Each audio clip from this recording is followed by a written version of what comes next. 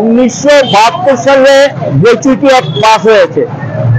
সরকারি, আধা সরকারি, বেসরকারি সমস্ত ক্ষেত্রে গ্র্যাচুইটি পাওয়ার অধিকার সবার আছে, এবং আপনাদের সাংবাদিক আপনাদের গ্র্যাচুইটি পাওয়ার অধিকার আছে। এটা কারোর দান দক্ষিণা না, এটা আইন। এই নিয়ে সুপ্রিম কোর্ট একটা মামলা হয়, সুপ্রিম কোর্ট পরিষ্কার বলে দেয় অঙ্গনওয়াড়ি ওয়ার্কার হেল্পারদেরকে গ্র্যাচুইটি দিতে হবে। ভারতবর্ষে অনেক সরকার দিয়ে দিয়েছে, আমাদের রাজ্যের সরকারে কোনো টনক নড়ছে না এবং তারা গ্র্যাচুইটি দিচ্ছেন না।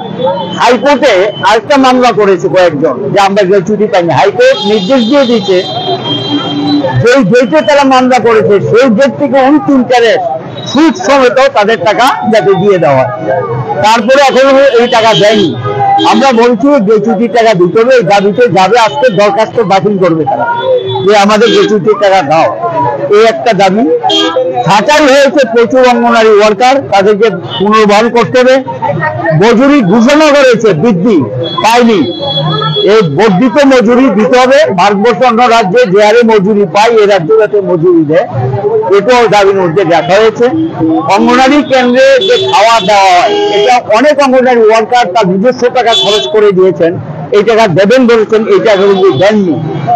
পুজোর সময় এক্সট্রা টাকা দেবেন বলেছেন, দেননি। কোভিডের সময় কাজ করিয়েছে, পয়সা দেননি, ঘোষণা করেছে, পয়সা দেননি।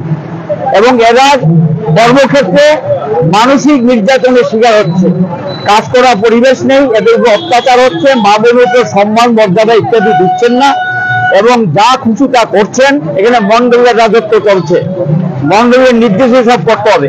এ কেমন কথা? এরা মহিলা, এরা কাজ করে সমাজের সমস্ত কাজ তাদেরকে দিয়ে করায়। সরকারি যখনই কোনো কাজের দরকার লাগে শুধু অঙ্গনওয়াড়ি না, সব কাজ করায়, কিন্তু পয়সা দেয় না, এবং মাসে অন্তে তারা ঠিক মতো টাকাটাও পায় না। এবং কিছু বলতে গেলে ছাঁটাই, কিছু বলতে গেলে ছাঁটাই।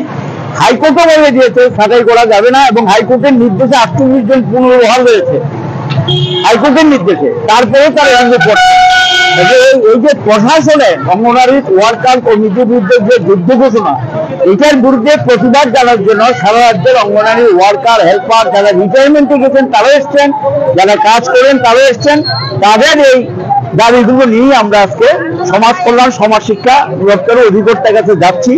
হয় পূরণ করবে, নতুবা আমরা আমাদের রাস্তায় থাকবো এবং আন্দোলন গড়ে তুলবো, এটা আমাদের সিদ্ধান্ত।